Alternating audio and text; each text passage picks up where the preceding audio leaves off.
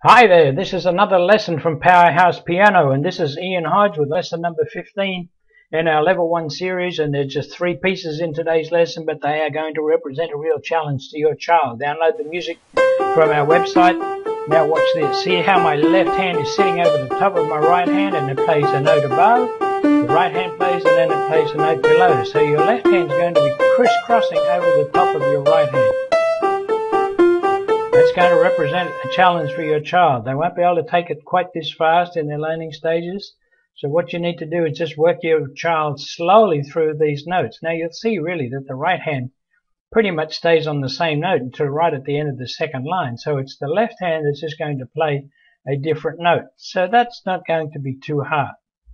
Except what I do in the middle, I change the key from C major to G major, and then I swap it around so that now the right hand ends up going over the top of the left hand. Now here's the lower portion of the music, the second half of the music, and you just need to notice that I changed the bass clef there in the middle. So this section here, now these words right at the end.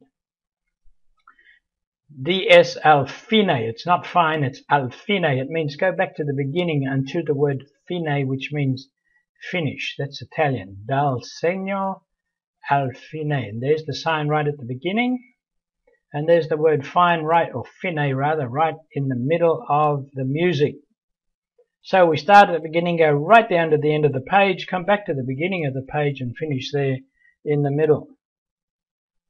That second half needs slow work from your child so that they learn the notes. This part here is a little easier than the middle part. Now I shift the right hand. Now, right over the top, right over the top.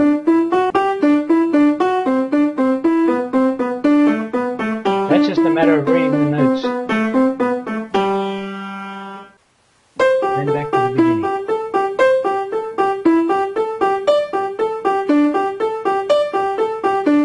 You notice some of the bars are just repetition, like the first 2 measures are identical, measures 3 and 4 are also identical.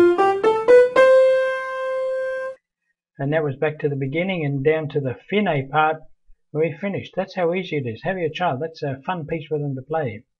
Now if they can get coordinated, then this number 44 is really easy, but it introduces them to a new way that music is written. You see that there's a left hand note at the beginning of every measure, 3 beats in every measure, and then the right hand just plays 2 notes a chord for the second and third beats in every measure. Just a simple little piece. The idea is to play the left hand stronger than the right hand. So it should be loud, soft, soft, loud, soft, soft, loud, soft, soft, loud, soft, soft, loud, soft, soft, loud, soft, soft. And a little hand movement there in the right hand as they navigate the 2 notes. Learning to play 2 notes together. Now if I was, one of the challenges of playing 2 notes together is to make sure they come down at exactly the same time together, not one after the other. In other words, it's important to learn how to get the center of gravity right, but we'll worry about that in much later lessons. Now we just need to learn to read and play and move our hands around. Now this last piece, number 45, is going to represent a little challenge because it's supposed to be played fast, and I have those 8th notes right at the beginning. We're in the key of G major. And those four notes there is going to be 1 and 2 and 3 and 4 and 1 and 2 and 3 and 4 and played quickly. And there's an F sharp there with the second finger. And then so it's 1, 2, 3, 4, 1, 2, 3, 4 is the fingering. Here's the same pattern again, different group of notes.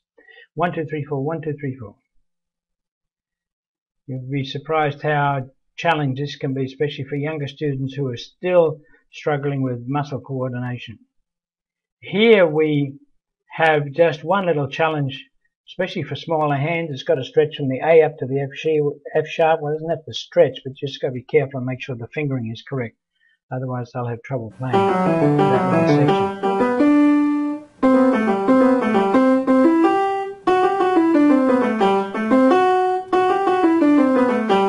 Now, once again, looking at that from down below.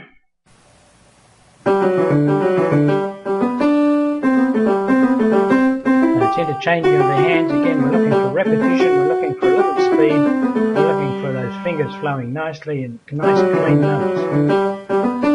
Go back and revisit the finger movement. Well, that's it for lesson number 15. See you next time. If you'd like help with this lesson or any other lesson from Powerhouse Piano, just send me an email, ianhodge@powerhousepiano.com, and I'll get back to you to help you in every way that I can to make sure your teaching experience at home is a success for you and your child.